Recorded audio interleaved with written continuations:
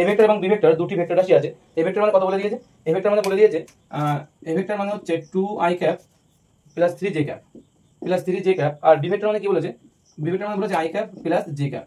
এই অঙ্কটা কি বলছে, এ ভেক্টর এবং বি ভেক্টর দুটি ভেক্টর রাশি আছে যাদের A vector equal to 2i cap plus 3j cap এবং বি ভেক্টর মানে কি বলছে, বি ভেক্টর মানে বলছে i cap plus j cap যদি হয় তাহলে বলছে বি ভেক্টর বরাবর এ ভেক্টরের উপাংশের মান কি হবে।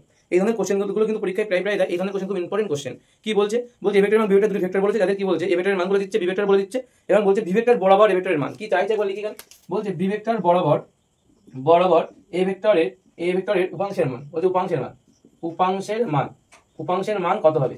এই ধরনের অঙ্ক যদি আমাদের দেয় তাহলে মনে রাখতে হবে এই ধরনের অঙ্ক কিভাবে করতে হয়। সূত্র আছে একটা, সূত্রটা লিখে নাও। বলছে যখন তোমার কি দেবে এ ভেক্টর বরাবর বি ভেক্টর বরাবর এ ভেক্টরের উপাংশ যখন আমাদের দেবে, বি ভেক্টর বরাবর এ ভেক্টরের উপাংশ যখন আমাদের দেবে আমাদের কি করতে হবে, ওটা মনে রাখতে হবে। আমাদের যেটা দিয়েছে এ ভেক্টর বলেছে এ এর উপাংশ অর্থাৎ এ ভেক্টর কোন দিক বরাবর বলেছে, বি ভেক্টর বরাবর, তাই B cap A vector dot B cap. কি হবে সূত্রটা এইভাবে লিখতে হবে আমাদেরকে যে A vector dot B vector by mod of B vector. কেন মড অফ বি ভেক্টর, এই মড অফ বি ভেক্টর বরাবর অর্থাৎ যেটা বরাবর বলবে সেই ভেক্টর সবসময় কি হবে, নিচে হবে।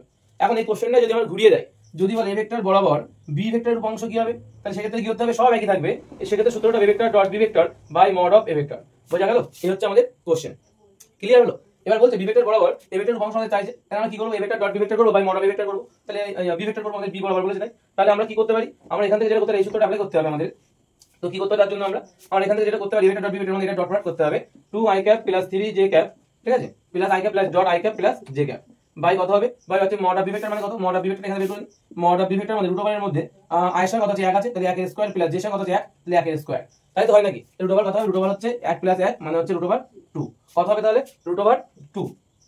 আর এখান থেকে কত হবে, আর এখান থেকে যেটা হবে আমাদের ডট প্রোডাক্টে কি হয়, i ক্যাপ কত হয়, i ক্যাপ হয় তোমার হচ্ছে, আর এখান থেকে যেটা হবে আমরা লিখে নিই মড অফ বি ভেক্টর মানে হচ্ছে মড অফ বি ভেক্টর মানে √2 বের হচ্ছে, আমরা এখান থেকে বের করে নিয়েছি √2, ঠিক আছে। তাহলে i ক্যাপের সঙ্গে j ক্যাপ এ ক্যাপের সঙ্গে বি ক্যাপ যদি আমরা ডট প্রোডাক্ট তাহলে কি হয়, i ক্যাপ মানে 1 হয়ে যায়, তাহলে 2 1 কে কত হবে 2 হবে উপরে প্লাস 3 1 কে 3। আমরা i এর সঙ্গে j করলে তার মান 0, কারণ আমরা জানি কি i ক্যাপ ডট i ক্যাপের মান 1, i ক্যাপ ডট j ক্যাপের মান হচ্ছে 0, i ক্যাপ ডট k ক্যাপের মান হচ্ছে 0।